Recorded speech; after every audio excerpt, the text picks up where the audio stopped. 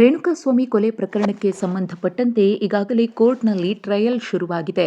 ಈ ನಡುವೆ ಪ್ರಕರಣಕ್ಕೆ ದೊಡ್ಡ ಟ್ವಿಸ್ಟ್ ಸಿಕ್ಕಿದೆ. ಹೌದು, ಪ್ರಕರಣ ಸಂಬಂಧ ಕೆಲ ದಿನಗಳಿಂದ ಸೆಷನ್ಸ್ ಕೋರ್ಟ್ನಲ್ಲಿ ಸಾಕ್ಷಿಗಳ ವಿಚಾರಣೆಯಾಗ್ತಿದ್ದು, ರೇಣುಕಾಸ್ವಾಮಿ ತಂದೆ ಕಾಶಿನಾಥಯ್ಯ ಮತ್ತು ತಾಯಿ ರತ್ನಪ್ರಭಾ ಅವರನ್ನ ಸಾಕ್ಷಿಗಳನ್ನಾಗಿ ಪರಿಗಣಿಸಿ ಹೇಳಿಕೆಗಳನ್ನು ದಾಖಲು ಮಾಡಿಕೊಳ್ಳಲಾಗ್ತಿದೆ. ಆದರೆ ರೇಣುಕಾಸ್ವಾಮಿ ತಾಯಿ ರತ್ನಪ್ರಭಾ ಅವರು ಇದೀಗ ಪ್ರಾಸಿಕ್ಯೂಷನ್ ವಿರುದ್ಧವೇ ಹೇಳಿಕೆಯನ್ನ ನೀಡುತ್ತಿದ್ದಾರೆ. ಈ ಹಿಂದೆ ತನಿಖಾಧಿಕಾರಿ ಮುಂದೆ ನೀಡಿದ್ದ ಹೇಳಿಕೆಗೂ ಈಗ ಕೊಡ್ತಾ ಇರುವಂತಹ ಹೇಳಿಕೆಗಳಿಗೂ ಬಹಳ ವ್ಯತ್ಯಾಸವಿದ್ದು, ಮೊಬೈಲ್ ನಂಬರ್ ಮತ್ತು ಕಾಲ್ಗಳ ಬಗ್ಗೆ ವಿಭಿನ್ನ ಹೇಳಿಕೆಯನ್ನ ನೀಡಿದ್ದಾರೆ. ಹೌದು, ರತ್ನಪ್ರಭಾ 8 ಅಂಶಗಳಲ್ಲಿ ಪ್ರಾಸಿಕ್ಯೂಷನ್ ವಿರುದ್ಧವೇ ವ್ಯತಿರಿಕ್ತ ಹೇಳಿಕೆಯನ್ನ ನೀಡಿದ್ದಾರೆ.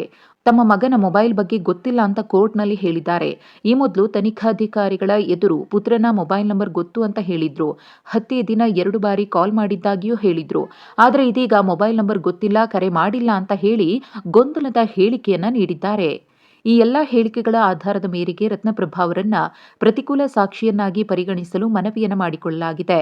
ಪ್ರಾಸಿಕ್ಯೂಷನ್ ಪರ ವಾದ ಮಾಡುತ್ತಿರುವ ಎಸ್ಪಿಪಿ ಪಿ ಪ್ರಸನ್ನ ಕುಮಾರ್ ಅವರು ರತ್ನಪ್ರಭಾ ಅವರನ್ನ ಪ್ರತಿಕೂಲ ಸಾಕ್ಷಿಯನ್ನಾಗಿ ಪರಿಗಣಿಸುವಂತೆ ಕೋರ್ಟ್ಗೆ ಮನವಿಯನ್ನು ಮಾಡಿಕೊಂಡಿದ್ದಾರೆ. ಸದ್ಯ ಕೋರ್ಟ್ ವಿಚಾರಣೆಯನ್ನ ಜನವರಿ 5ಕ್ಕೆ ಮುಂದೂಡಿಕೆ ಮಾಡಿದೆ. ಪ್ರಮುಖ ಸಾಕ್ಷಿಗಳಾಗಿರುವಂತಹ ರತ್ನಪ್ರಭಾ ಮತ್ತು ತಂದೆ ಕಾಶಿನಾಥಯ್ಯ ಕೊಡುವಂತಹ ಹೇಳಿಕೆಗಳು ಪ್ರಕರಣಕ್ಕೆ ಮುಂದಿನ ದಿನಗಳಲ್ಲಿ ಯಾವ ರೀತಿಯ ಟ್ವಿಸ್ಟ್ ಅನ್ನು ಕೊಡ್ತಾ ಹೋಗುತ್ತೆ ಅನ್ನೋದನ್ನ ಕಾದು ನೋಡಬೇಕಿದೆ.